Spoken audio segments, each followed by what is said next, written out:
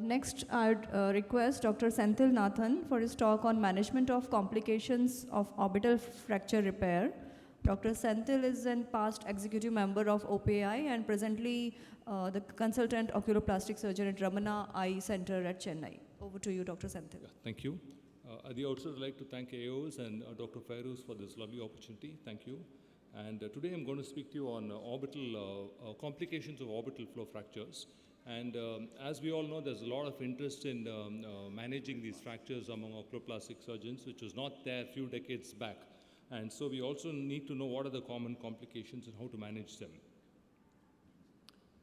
And we all know there are a lot of factors for a successful outcome, when to operate and whether to operate or not, what choice of implant, how to approach and all that. And it's not very uncommon to see complications nowadays with the increasing number of surgeries that are being performed. And you can basically divide them into intraoperative and postoperative complications. So in intraoperative complications, you have a wide variety. And I'll just quickly go through each one of it.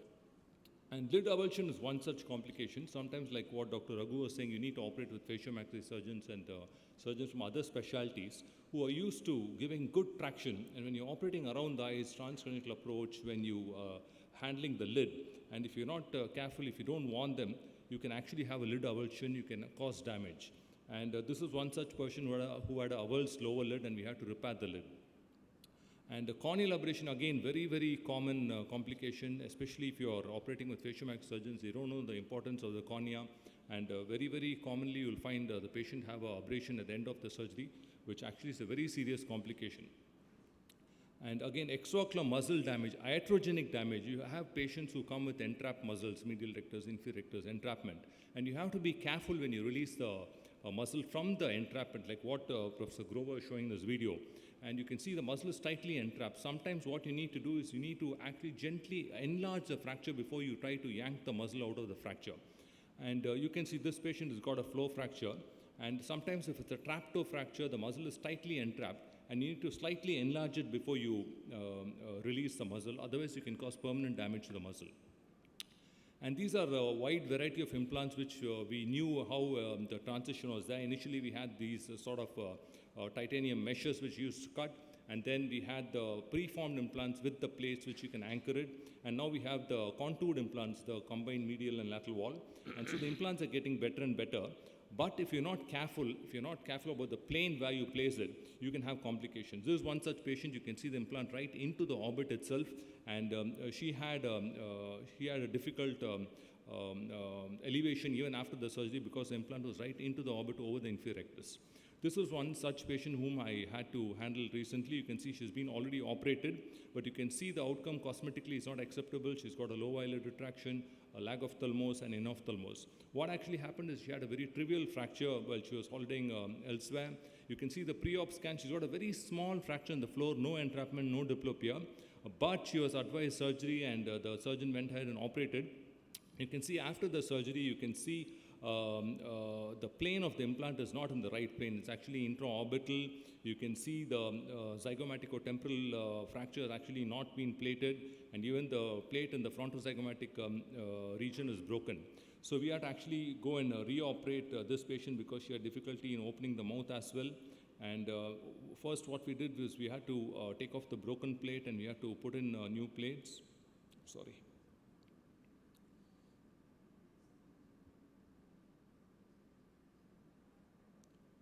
And following that, we had to again reopen the initial incision. What she actually had was a lid retraction, which was causing a lot of discomfort. And that was because during closure, if you're not careful about the closure, you can have a posterior lamellar contraction and you can have a lid retraction. So what we did was we went to the same transcranial incision. We removed the old titanium plate, which was in the wrong position. And this is the most important part, which I want all of you to carefully note. The implant is actually not subperiosteal. So that's very, very important. Your implant should be subperiosteal as much as possible. If it is over the periosteum, it will go right into the orbit, and you'll have incrustation of the recti muscles and the intraocular contents into the implant, which will cause a lot of problems like diplopia. You can see that is the periosteum, and the implant actually should have been underneath the periosteum. So when you dissect just be cognizant of this fact. Try to place the implant underneath the periosteum, which will save you a lot of trouble. And following this, actually what we had to do is we had to place a hard palate graft. We harvested a hard palate graft for the low eyelid retraction. And we had to place it to correct the low eyelid retraction. And you can see post-operatively there's a significant improvement in the low eyelid retraction and cosmetically much better now. And post-operative, you can have a lot of complications, wound-related, mainly implant-related. And it's very important for you to note, don't make an incision like this. Always try to go subciliary or transconical. Don't make an intraocular incision or you can get chronic lymphedema. Also ask for history of keloid formations. And like I said, implant, very important for you to anchor the implant properly. Otherwise, you can see this is an old silicone implant. You can see the implant is almost into the maxillary sinus. So you have good implants now with rigid fixation. And these can be fixed to the orbital walls, and you have the combined Medport titanium, which is one of my favorite. So you have the advantage of the titanium along with Medport, and you can also fix it. And you have good microplating systems with which you can fix.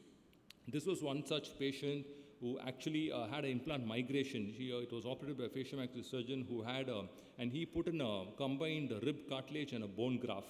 And this patient had a lot of pain after the surgery, was not able to depress the eye, and that's because when you do MRI, you can actually see the rib cartilage indenting on the inferior part of the globe. And so what we did was we actually went ahead and we had to actually take off that implant. And you can see when you try to take off the implant, you can see the rib cartilage. What has actually happened is the rib cartilage has gone back to its original shape. So when they put in the implant, they do what's called scoring. They make it flat. But because of the memory of the implant, it again goes back to its original shape. And this was the reason the patient had so much problem. You can see it's gone to the shape of the rib, just poking the eye and causing a lot of issues for the patient. And once we remove the implant, you can see the globe has come back to the normal position and his problems were resolved. Implant infection is not at all uncommon. If it gets infected, it's a major issue. You need to do an implant exchange. And this is an example of Medport implant. Be very careful when you use Medport. It's very porous. The surface is very, very abrasive. If you don't do a proper closure, you can have exposure. And then you have only option is you have to take the implant out. Again, when do you operate?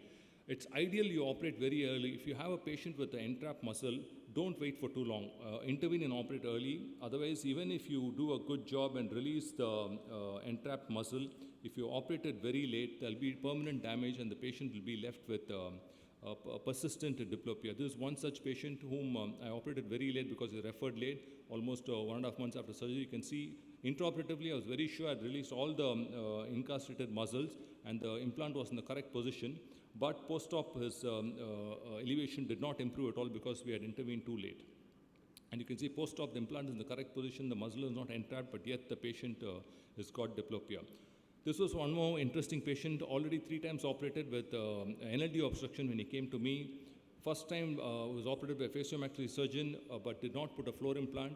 Second time, oculoplastic surgeon did it, and he did it under navigation control, did a good job, but unfortunately the implant got infected. And so third time when he came, he had NLD obstruction, and what we did was, just a few more seconds. What we did was we had to take off the implant again, which was in the wrong position. So if it's not subperiosteal, you'll have problems. So if it's supraperiosteal, be sure that the patient is going to have a lot of issues. So what we did was we had to take off the implant and then we had to do a DCR as well. And you can see following that, the patient resolved very well. All his complaints were a lot better. And in ophthalmos, again, is common if you don't place the right implant. You have good implants like what Professor Grover is saying. And you can get very good results if you place the right implant. One of my last slides, all these patients ask them not to blow their nose because you have a connection from the sinus to the orbit. If the patient blows the nose before or after surgery, they will land up with orbital emphysema. So to conclude, complications are not at all uncommon. Everybody gets them, but if you tackle them with a calm and cool mind, be sure you'll have success. Thank you.